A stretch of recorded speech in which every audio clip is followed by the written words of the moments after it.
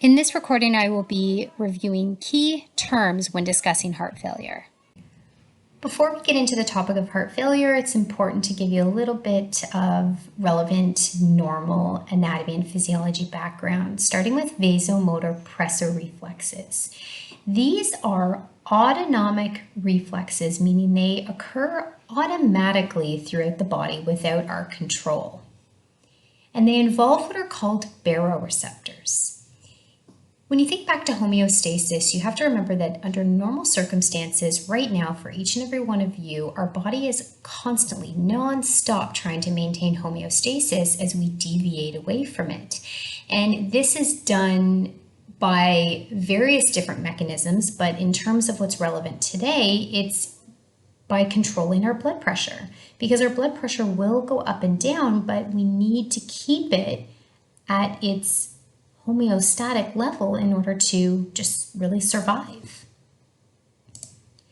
And so our body has these built-in presoreflexes called baroreceptors. And you might remember that baroreceptors, which you can make note of, are really stretch or pressor receptors, meaning that they're receptors that are going to be picking up changes in pressure or stretching of a vessel, are located within the aorta and the carotid arteries. So if we look at the heart here, remembering that this is the aorta, we have these presoreceptors that exist here, but then remember the carotid arteries that will branch off a component of the aorta and travel up on either side of your neck. They also contain baroreceptors. And so these baroreceptors are made up of these sensory nerves. And these sensory nerves are what are going to be picking up changes in the stretch of the vessel itself. Now, what will impact the stretch of a vessel? Well, if you think about it, when you have an increase in volume, so there's more blood, it's going to cause more of a stretch against the walls. And when it creates a stretch against the walls, that tells us that there is an increase in pressure.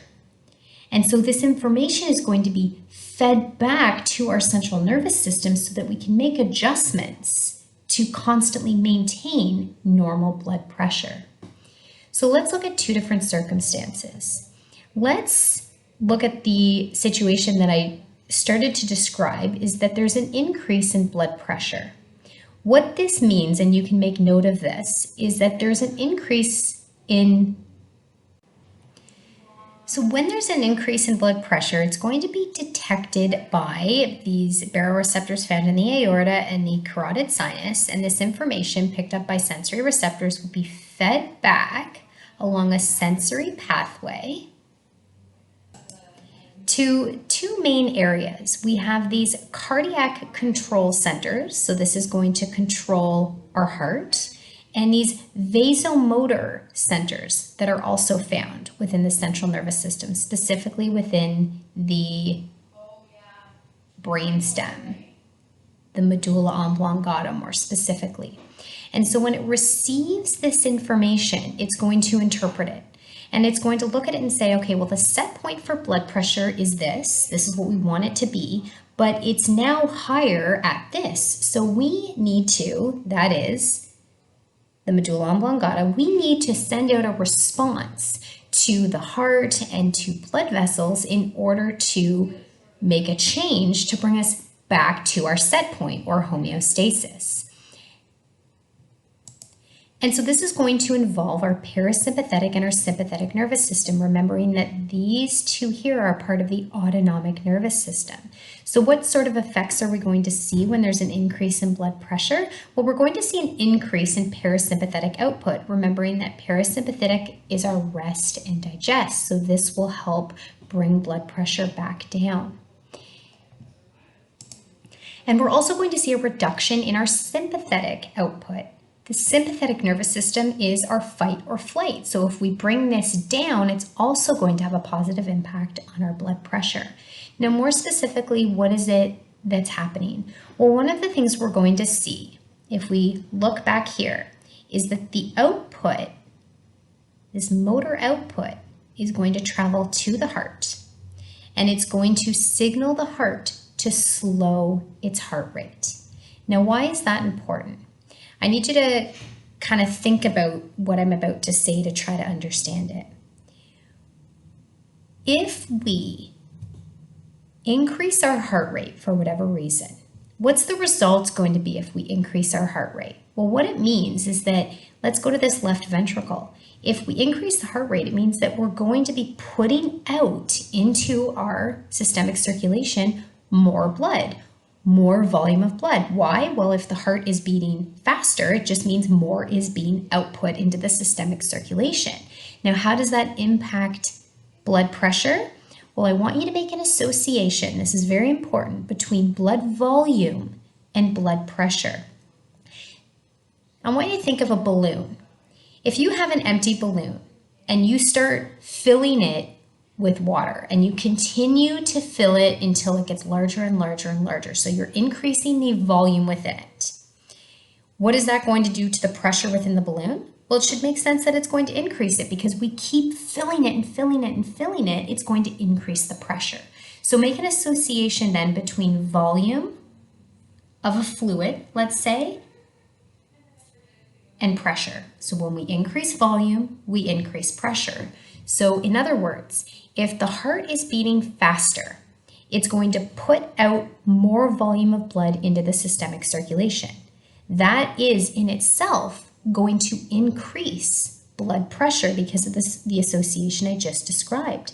So if we can send a signal to the right atrium, you may recall, or the right atria, you might recall that this is where the SA node is located, which sets the pace of the heart. It's going to tell it to slow down. And if it slows down, that is the electrical current that's sent throughout the heart, which would then follow with a contraction, then it means we're putting out less blood into the circulation. Less volume of blood means less pressure, and this is what helps bring down our blood pressure. Now that's a change in heart rate, and that's by that cardiac control center shown here. But we're also going to have an impact on blood vessels, that's the vasomotor center. But what happens exactly? Well, we're going to see blood vessels dilate. That means they're widening. We're increasing the lumen size of the vessels. Now, how does that reduce blood pressure? Well, if you widen something, the blood that's flowing through it has less resistance. If you constrict it, now all of a sudden, the blood that's moving through it has more resistance just against the walls of the blood vessel. It's harder to get through it. So you can think of a straw. Let's say you have two straws. One of them is a thick straw and the other one is a very thin straw. It probably makes sense to you that if you were going to drink some water from a bigger straw, you're going to get more water into your mouth. But if you drink through a smaller one, you're going to get less water in your mouth if you compare it at the same rate. And the reason for that is because the thinner straw is going to create more resistance of the water against the walls of the straw. When you widen it, there's less resistance, so it can move faster. You can also think of if you have a narrow river versus a wider river, the speed at which the same volume of water can move through it is going to be different. And so we can apply the principles that I just discussed to understanding how vessel diameter can affect the amount of blood flowing through it. So dilating the vessels, meaning widening them. So let's say it was like this.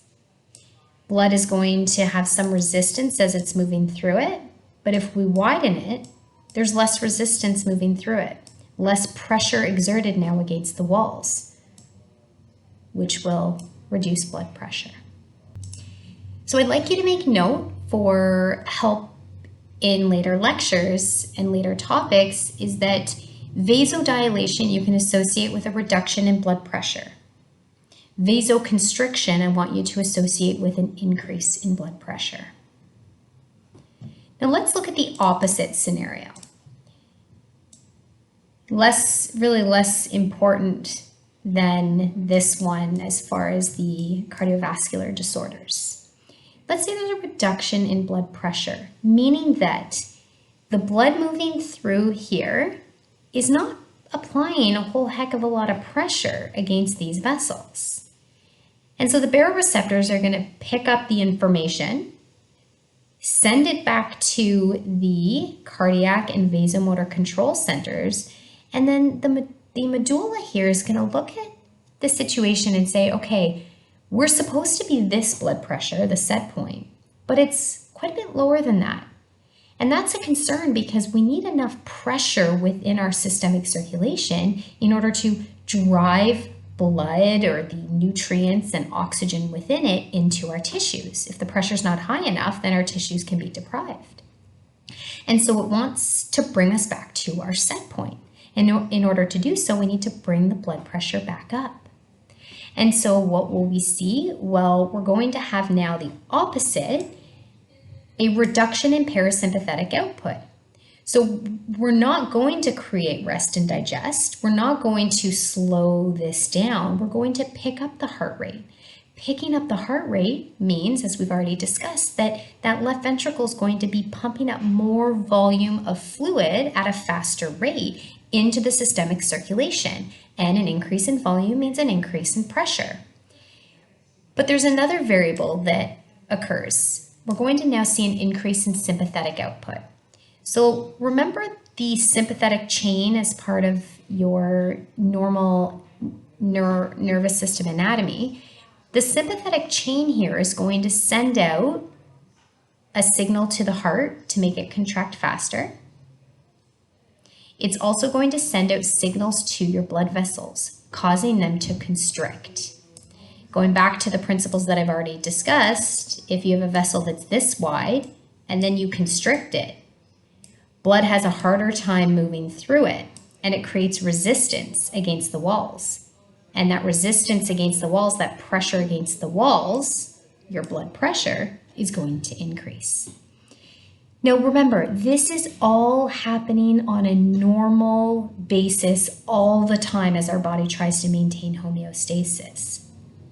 But when we talk about diseases and conditions such as heart failure in today's lecture, maintaining homeostasis becomes a lot more difficult, as we'll see today. I'd like to give you one more example before I talk to this slide about vasodilation and vasoconstriction in order for you to have a better understanding about the resistance that blood will have against the blood vessel walls and the differences during vasodilation versus vasoconstriction. So I want you to picture this. I want you to picture a whole bunch of people in a room. And all these people in a room need to move through a hallway. And there's this wide hallway for all of them to move through, and they all have to move through together, thinking that the people are like blood and the hallway is going to be like our blood vessels. So all these people, we say, okay, go. These people have to all move at a decent pace through this wide hallway, but no problem because the hallway is wide. But then all of a sudden, as they keep going, the hallway starts to narrow or constrict if we're talking about our vessels. Now with this constricted, now everybody's kind of tight against each other, and the people on the outside are feeling friction against the walls as they're trying to all push through this narrow hallway. And then the hallway opens up wider, and now everybody can sort of space out a little bit and move faster through. And then the hallway narrows again. Everybody has to come closer together, and there's more resistance. It's more difficult to move through all of those people at the same speed when you've narrowed the hallway compared to widened it. And so that is true as well when it comes to the movement of blood through our vessels. When they vasoconstrict, it's more difficult to move the blood through it, which increases blood pressure. Just like when people are moving through a narrow hallway, it increases pressure against the walls of that hallway. And then when we widen our vessels, the blood can move through it easier with less resistance in its periphery. Compared to people moving through a wider hallway, there's less resistance that the people are going to feel or have against the walls of the hallway because it's wider. Okay, Little bit more on normal anatomy, still talking about those baroreceptors and the reflexes that occur. So the reflex, just going back to that slide, is it picks up information and then reflexively sends that information back and then reflexively sends out an output, whatever it may be. When you are lying down on your back, so we'll say a supine position, so this is supine here, blood is sort of evenly distributed when you're lying down because you don't have gravity pulling towards just your feet like when you're standing. But when you stand up, so you move from supine to a standing position, now because of gravity, blood is going to pool within the peripheral veins, so really within your legs, so gravity pulls on it. This is seemingly a problem because if we have more blood sitting in our peripheral veins, gravity pulling it down, it means less blood is returning to the heart because we know veins will return blood to the heart. And that's a concern because if we are returning less blood to the heart, it means that we're going to be pumping out less blood. That's our cardiac output. And so if we pump out less blood, then less blood leaving the heart means less volume of blood leaving the heart. And what that's going to do is create a reduction in blood pressure, remembering that if there's less volume being pumped out, there's going to be less pressure as well. But we lie down and stand up all the time. So our body has this natural compensatory mechanism to correct for that. And so when we do notice initially that there is that reduction in blood pressure by those baroreceptors, those sensory afferent receptors, we know it's going to send that information back to our central nervous system, as we spoke about before. And a reflex is going to be activated. It's automatic. It's going to send out a response that's going to be sympathetic. So what I'm describing here is this part here, that reduction in blood pressure. It's going to send out a sympathetic response, which is going to involve an increase in heart rate, as I already described, as well as vasoconstriction. That vasoconstriction, what that's going to do, think about this. If we constrict the vessels here, it's actually going to push blood upward, returning more blood to the heart. So this increases the amount of blood we pump out, our cardiac output, and our blood pressure, bringing it back to normal. This is why sometimes, and you may have experienced this yourself, if you're lying down on your back and then you get up really, really quickly and you feel a little bit lightheaded, the reason for that is because you haven't really given your normal homeostatic mechanisms a chance to kick in because you moved so quickly. This looks like a pretty busy slide, but there's only a few things I want to point out to you. And the first one is that at any given time, so if we're looking at this chart here at the total volume of blood within our body, our systemic veins and venules being small veins, have the most amount of blood sitting within it. So this is sort of like a reserve. So this goes back to what I spoke before, that let's say we needed more blood pumped out by the heart. If we constrict our systemic veins and venules, that's going to push more blood back to the heart. More blood means more pressure. The next thing to point out, and this should be pretty obvious, is that the pressure measured in millimeters mercury is going to be highest within our large arteries, larger arteries than the smaller ones. And that should make sense because what our our heart is trying to do is pump blood through the aorta and the arteries in order to get it to the rest of the body so that the tissues can use it. And then pressure is going to drop when we get into capillaries and venules and veins. And so in order to pump blood out of the heart, it should make sense to you that that left ventricle is going to be under the highest pressure because it has to push blood out of the heart and into the systemic circulation. These diagrams here are just reminding you of the normal flow of blood throughout the pulmonary and systemic circulation. But this top diagram is showing you a bit more detail as far as the tissues within our body that receive the most amount of blood.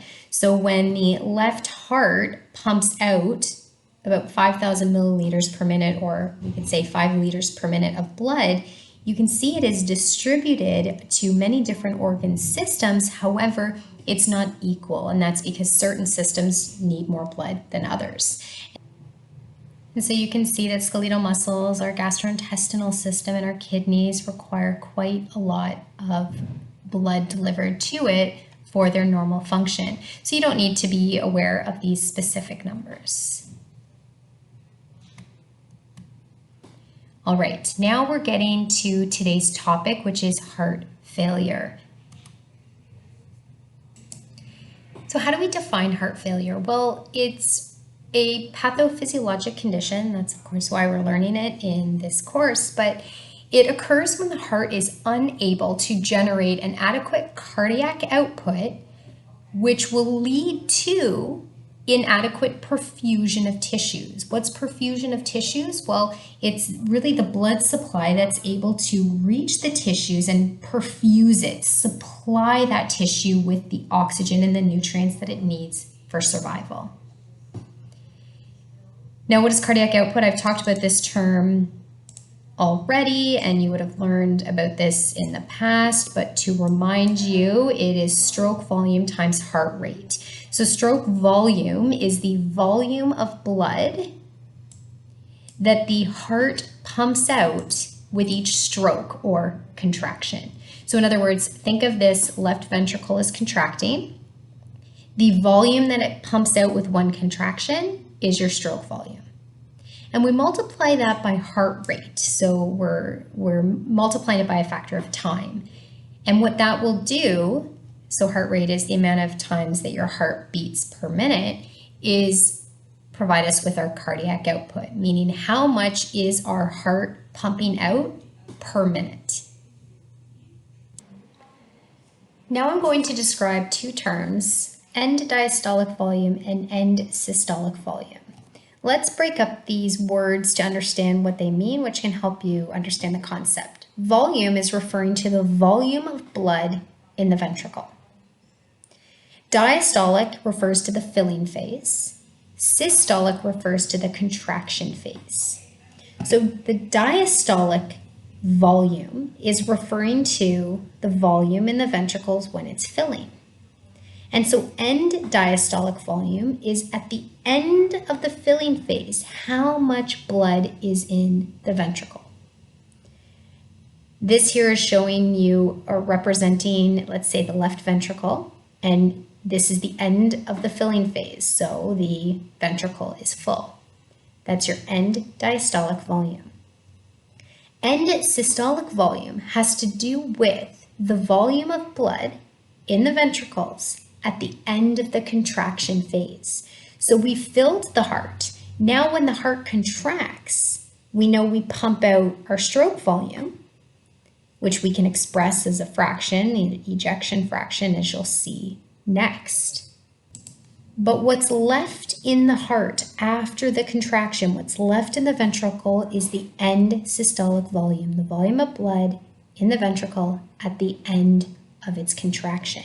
Now you might wonder why there would be anything left. Well, we don't pump out all of the blood within the heart, as I'll describe when I talk about ejection fraction next. What is ejection fraction? So this is the proportion of blood, so it's expressed as a fraction or as a percentage, that is pumped out with each contraction. So what this means is that if this is 100% of the blood in here, we don't pump all of it out. And that might surprise you that even with the most healthy hearts, we're not pumping all of it out.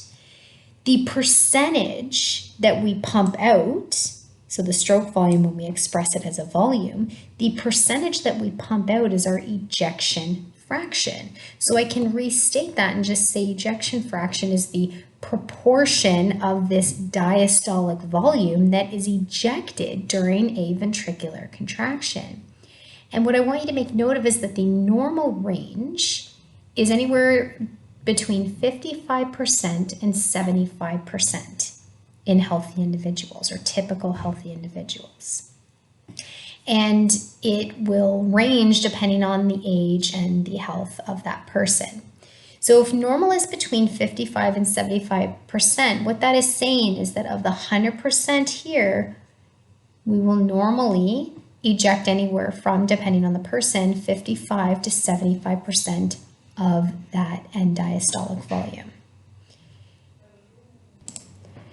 Now, ejection fraction, that percentage is going to decrease or decline when the myocardium of the heart is failing to function properly and it can't pump out enough blood to meet the body's needs.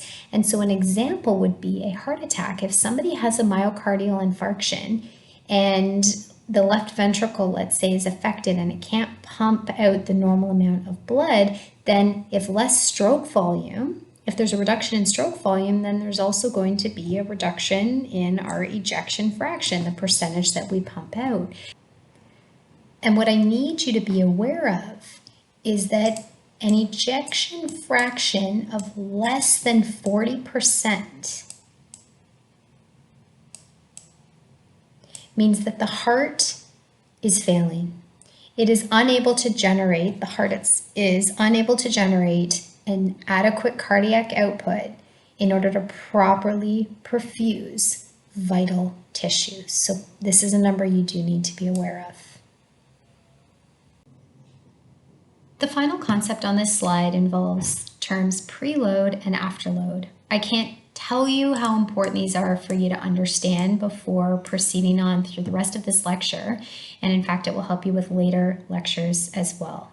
So this should really just be a basic understanding that you have, just like the flow of blood throughout the pulmonary and systemic circulation. So starting with preload, I want you to think of the word preload as the blood that loads the heart. It's preloading the heart with blood before we pump it out. But more technically, preload is the volume of blood that's in the ventricles at the end of the filling phase. So really that's like your end diastolic volume that we already spoke about. But the volume ends up creating this pressure because we know there's an association with volume and pressure. More volume is more pressure when we talk about the volume of blood. So preload then would be the amount of blood that fills the right ventricle, that fills the left ventricle. Remembering that blood is going to fill the atria on the right and left side, and then it's going to end up in the ventricles. And so the volume of blood that ends up in here is the preload. So think of it if you have, say, a water gun, and before you shoot a water gun, you need to fill the water gun with water. You're preloading it before you're going to eject the water from the water gun. Just like we need to preload the heart with blood before we can eject anything out of it. Afterload. Afterload is the resistance that either ventricle really must overcome in order to circulate blood. Well, what does that mean? Let me get my laser. So we preloaded the heart. Let's look at the left ventricle. What happens next? Well, we know that this left ventricle is going to contract to push blood into the aorta, so into the system and out into the systemic circulation. But afterload has to do with how much resistance that left ventricle has in order to push blood through. How hard does this left ventricle have to work to push blood into the aorta and into the rest of the circulation? Similarly, with the right ventricle, it's been preloaded, but afterload is how hard it has to work to push blood into the pulmonary arteries. And so there are certain states and conditions that can increase afterload. And if we increase afterload, it means that the ventricle has to work harder to push blood through it. One of the examples that we're going to be talking about today is atherosclerosis. And so I want you to think about the systemic arteries, many of them filled with atherosclerotic plaques that harden the vessels. The hardened vessels, the narrowed lumens, mean that this left ventricle, to achieve the same thing in a normal healthy body, is going to have to work that much harder to pump blood into the aorta and then through all those narrowed vessels. So atherosclerosis is an example of an increase in afterload, meaning making that left ventricle work harder. So you don't need to make note of this yet because this will come up later. I'm just wanting to bring it up while I'm talking about this concept. Just to give you an example to help you understand increased afterload on the right side of the heart. There are many different examples, but one example would be, well, we know that this right ventricle is going to pump blood to the pulmonary circulation. Let's say in this person's lung, there's some sort of tumor, for example. The right side of the heart might have to work much harder to push blood past that tumor to where it needs to go, increasing the afterload, the resistance that the ventricle must overcome in order to push blood out and have it circulate properly.